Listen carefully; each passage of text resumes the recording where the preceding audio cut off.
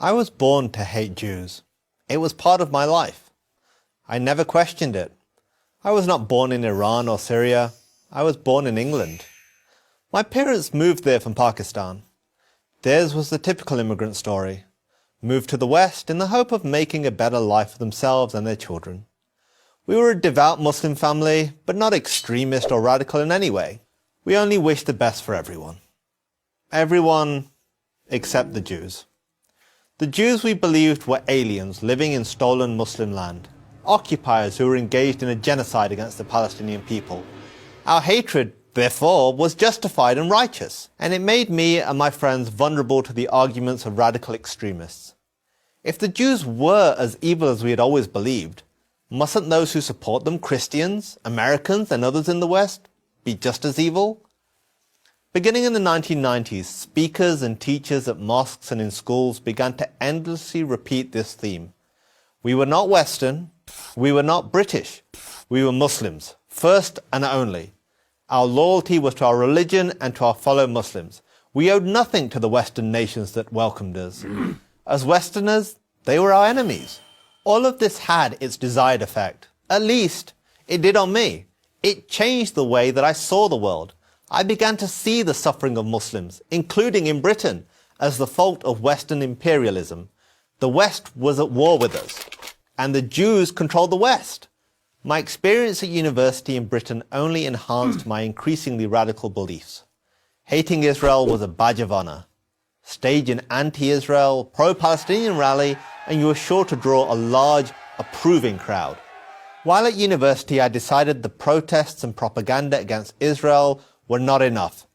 True jihad demanded violence. So I made plans to join the real fight. I would leave college and join a terrorist training camp in Pakistan. But fortunately for me, fate intervened. In a bookstore. I came across a book called The Case for Israel by Harvard law professor Alan Dershowitz. The Case for Israel? What case could there be? The title itself made me furious, and I began to read the pages almost as an act of defiance. How ill-informed, how stupid could this guy be to defend the indefensible? Well, he was a Jew. That had to be the answer. Still, I read, and what I read challenged all of my dogmas about Israel and the Jews. I read that it wasn't Israel that created the Palestinian refugee crisis. It was the Arab countries, the United Nations, and the corrupt Palestinian leadership. I read that Jews didn't exploit the Holocaust to create the State of Israel. The movement to create a modern Jewish state dated back to the 19th century, and ultimately to the beginnings of the Jewish people almost 4,000 years ago. And I read that Israel is not engaged in genocide against the Palestinians.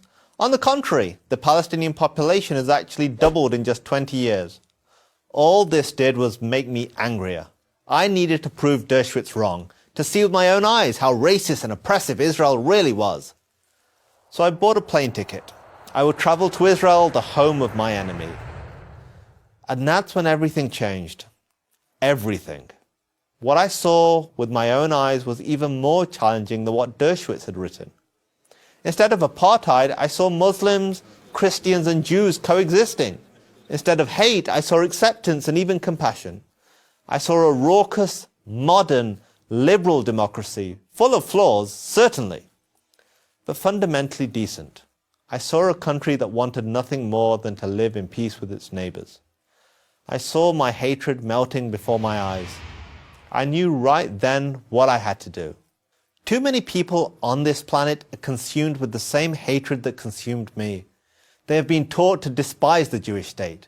Many Muslims by their religion, many others by their college professors or student groups. So here is my challenge to anyone who feels this way. Do what I did. Seek out the truth for yourself. If the truth could change me, it can change anyone. I'm Qasim Hafiz for Prager University. To subscribe to our YouTube channel, click here. To help keep our videos free, donate here.